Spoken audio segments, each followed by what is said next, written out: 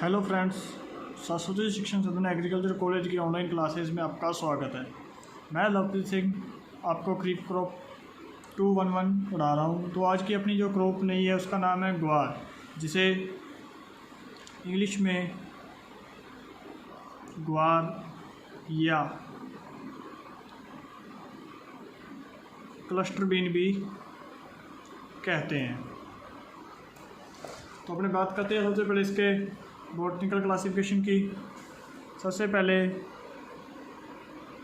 इसका botanical name है Cyamopsis टेट्रागोनालोबा।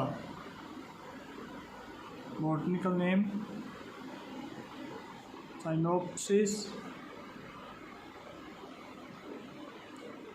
टेट्रागोनालोबा।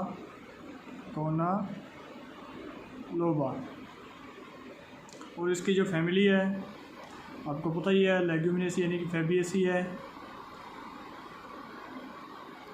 इसके क्रोमोसोम नंबर 2n=14। अब बात की जाए इसके इम्पोर्टेंस एंड यूज़ की। तो इम्पोर्टेंस यूज़ की बात की जाए तो एक दलहनी फसल है, तो जिसके क्या है, जो सूखी लकड़ियाँ वो जलाने के काम आती हैं। जो इसकी फलियाँ हैं यानी कि इसके फ्रूट हैं, उसका उपयोग सब्ज़ी बनाने के लिए किया जाता है। ग्वार के आटे को पशुओं को खिलाया जाता है।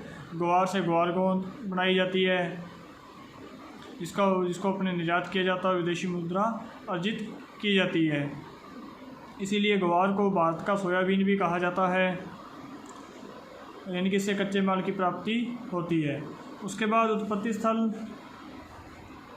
ओरिजिन की बात करें तो इसका ओरिजिन है इंडिया। अब उसके बाद बात करते हैं अपने किसकी, क्लाइमेट की। तो क्लाइमेट की बात करें तो बताया हुआ है मैंने आपको, ट्रॉपिकल और सब ट्रॉपिकल, यानी कि कटिबंधीय और उष्ण कटिबंधीय है। उसके बाद बात करें अगर टेम्परेचर की, तो वैसे तो 25 से 35 डिग्री सेल्सियस टेम्परेचर इसके लिए उपयुक्त रहता है। बाकी ये क्रॉप सूखा सेंसिंग क्रॉप है, तो यह 40-45 डिग्री सेल्सियस तक क्या है तापमान को सहन कर सकती है। उसके बाद बात करें सॉइल की, मृदा वही अपने सैंडी लोमी और लोमी सॉइल, यानी कि बलुई दोमट या दोमट मृदा या एलुवियल मृदा भी कह सकते हैं, जिनका pH मान 5.5 से 7.0 होना चाहिए। तो यहाँ तक तो थी अपनी सॉइल की। उसके बाद बात करते हैं अपने इसकी वैरायटीज़ की, बीज दर की।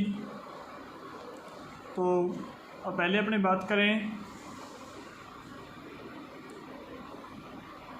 वैरायटी की। तो वैरायटी की बात करें तो अपने यहाँ पे जो पॉपुलर वैरायटी चल रही हैं वो है X6, इस समय मेघराज 606 और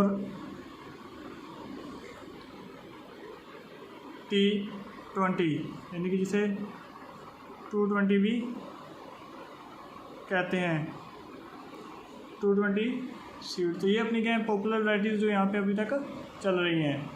इसके अलावा बहुत सी वैरायटीज़ हैं, लेकिन उनको कोई नहीं पूछता है। जो पॉपुलर वैरायटी उसी को ध्यान में रखा जाता है।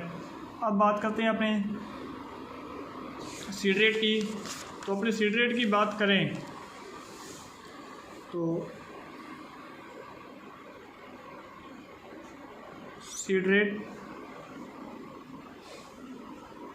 जो सिंचित क्षेत्र है, यानी कि इरिगेटेड क्षेत्र है, जहाँ पे सिंचाई होती है, सिंचित क्षेत्र में बात की जाए तो 30 से 40 किलोग्राम बीज पर हेक्टेयर रिक्वायरमेंट है। 30 से 40 किलोग्राम बीज पर हेक्टेयर रिक्वायरमेंट है। लेकिन अपने क्या करते हैं इस तरफ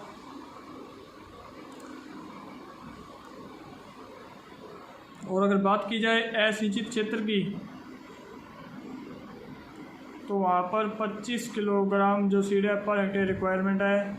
यह सब किसके लिए है?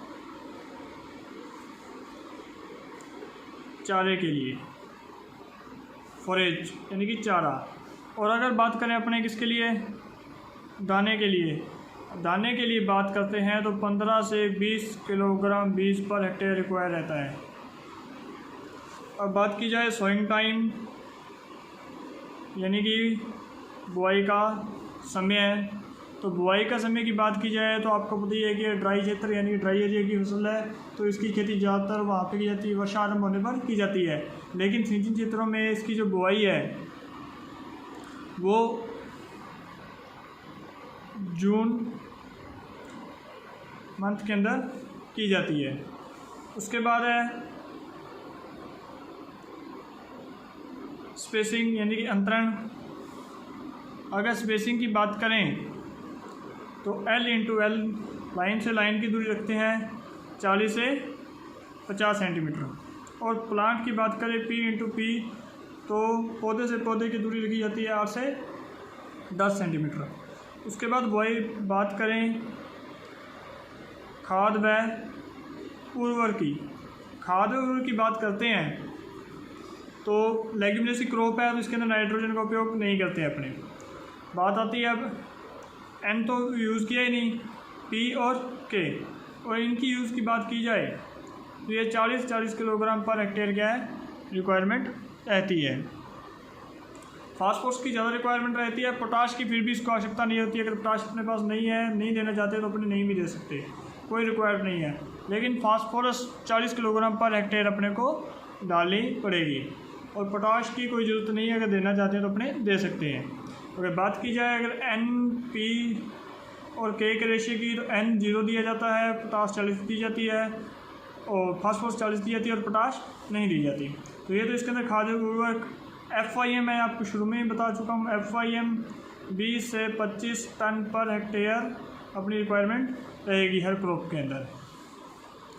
उसके बाद बात करें अपनी सिंचाई की,